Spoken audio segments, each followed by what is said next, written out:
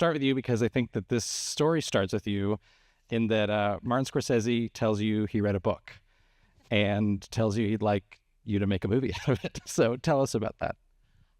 Yeah, we set up a Zoom because he wanted to talk to me about something. So obviously I anxiously and eagerly got on the Zoom. And so I read it and I immediately saw what he was excited by. To me is a Lynn Ramsey movie. She's a poet. Remember about those first conversations with Lynn and putting this project together?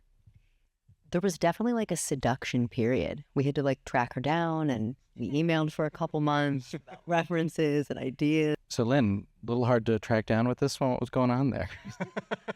No, I was actually working on a different script and Fair enough. You did get into the screenwriting process. What were some of the big choices you felt you had to make? Jen, you've talked a little bit about long conversations you got to have about the character in the weeks leading up to filming.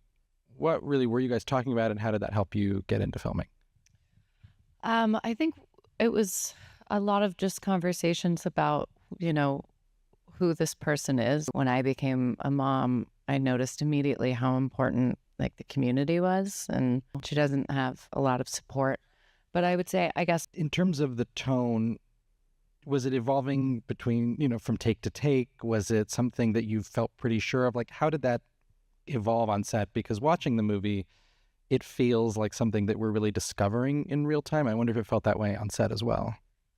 I think because of all the conversations beforehand, it was like when we got in set, I kind of felt the actors trusted me and I'd created the space for tip the laundry basket herself. The whole cast is so wonderful, and I would imagine a challenge and a thrill to put together. And Justine, if I'm correct, this is a film that was going to shoot in 2023.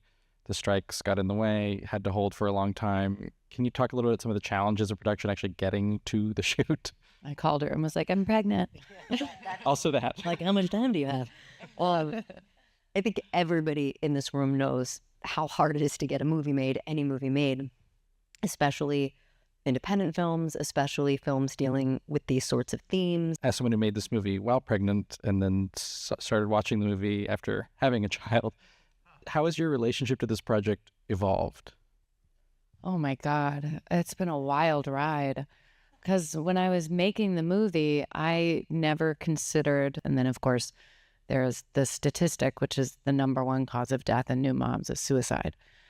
And I think because I was pregnant, I was just not able to even like look in that direction or think that way. And then I had really bad postpartum, and then I watched it, and watching it that time while I was actually going through it was really, really indescribable. I mean, I wanted to hug Lynn. I wanted to strangle Lynn. I just like... Beautiful. We are at time. Thank you all so much. Thanks all for coming out tonight. Thank you.